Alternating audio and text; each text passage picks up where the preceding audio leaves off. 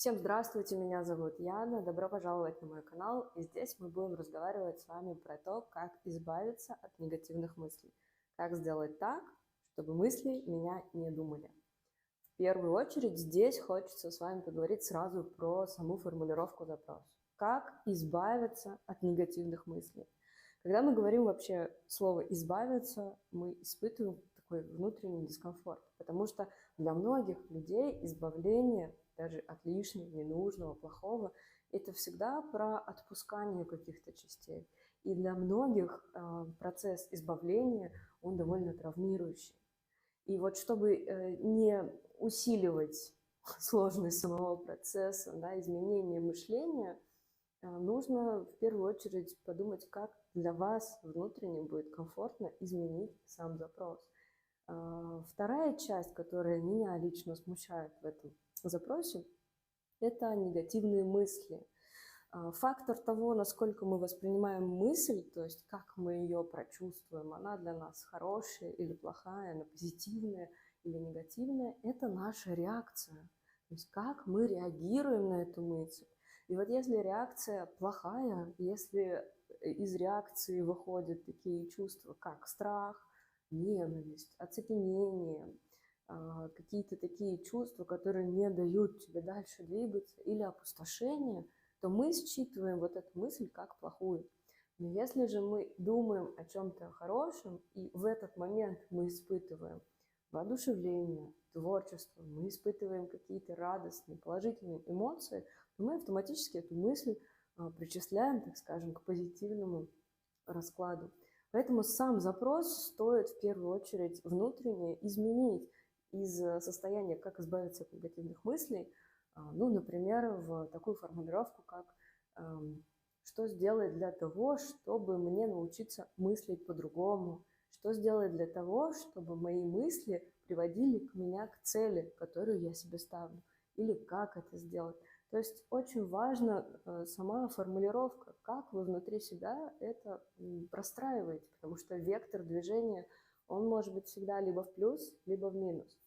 Но так как мы с вами в целом говорим про смену, так скажем, мыслительных процессов, смену внутренних мыслительных алгоритмов, то вообще здесь есть всегда два варианта. И первый вариант – это когда мы с вами выбираем мысли, которые мы будем думать, да, и мы просто их внедряем себе в голову.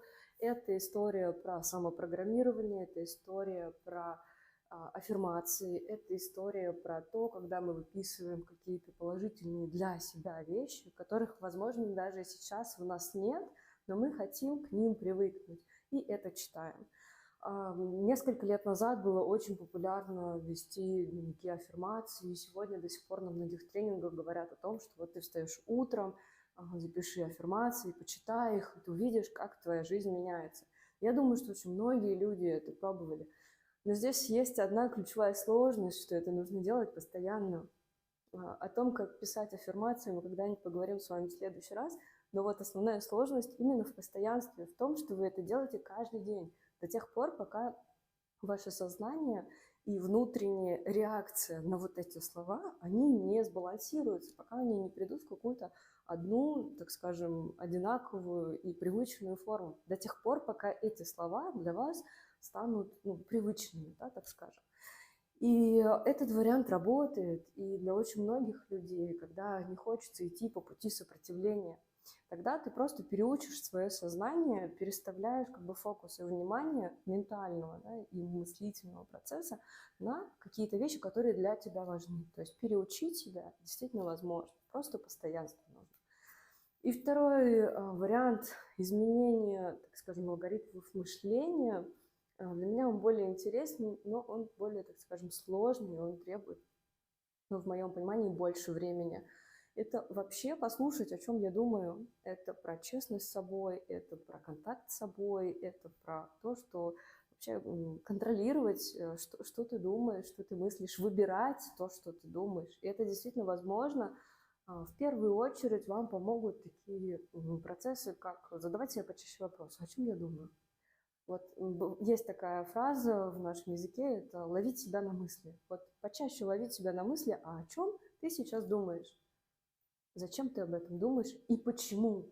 Самый важный вопрос – почему? Потому что на каждую мысль есть причина, почему она у нас возникла в голове.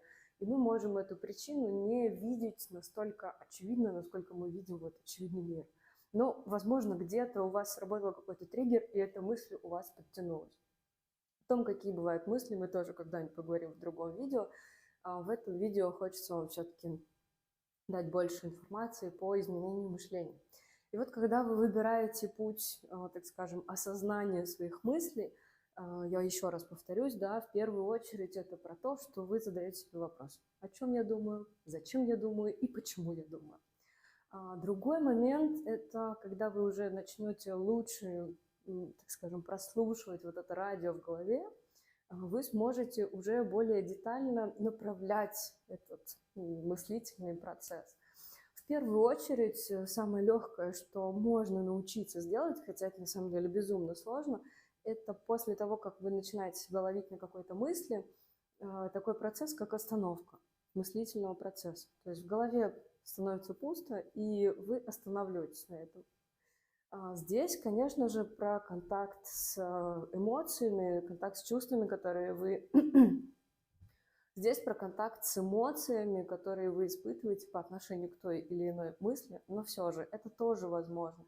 И вот этот момент, когда ты не думаешь о чем-то, когда ты просто включен полностью в пространство, и ты понимаешь, что там происходит, и чувствуешь это на уровне тела, на уровне восприятия, но у тебя не работают мысли, вот эта вот, так скажем, нулевая точка, она является точкой отсчета для построения новых мыслей.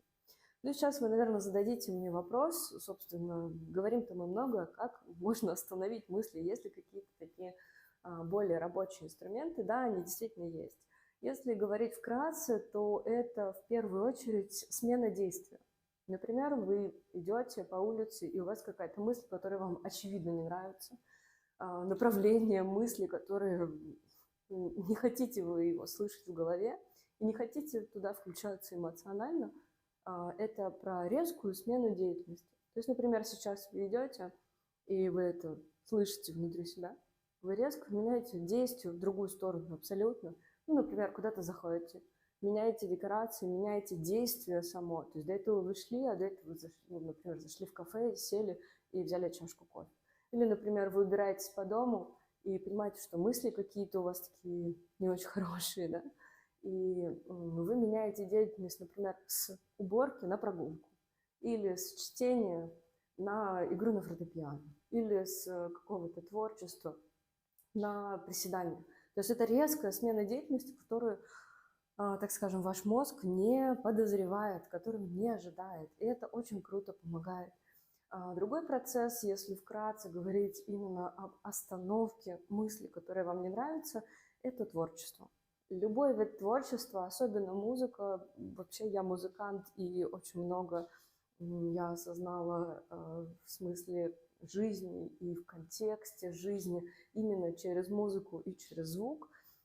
Поэтому могу вам с уверенностью на 100% сказать, что контакт с музыкой всегда дает новые мысли. Особенно если вы слушаете ту музыку, которую вы раньше вообще не слышали. И особенно если это классическая музыка, конечно же. Но в целом любой другой вид творчества, он также добавляет нам всегда новые мысли, поэтому этим тоже стоит пользоваться. И последний совет на тему, как остановить мысль прямо сейчас. Если вы понимаете, что что-то думает меня, я этого не хочу, включитесь в какую-то информацию, которая вам будет интересна. Это может быть чтение, это может быть аудиокнига или просто какой-то подкаст аудиальный, да. Это может быть какой-то фильм. То есть тот источник информации, который вам точно интересен и который вас будет включать, внимание ваше будет включать в другую историю. Тогда ваша мысль, она сама собой рассосется. То есть бороться и избавляться от какой-либо мысли – это в корне своем безуспешное предприятие. Проще всего всегда поменять фокус внимания или само действие, которое вы делаете прямо сейчас.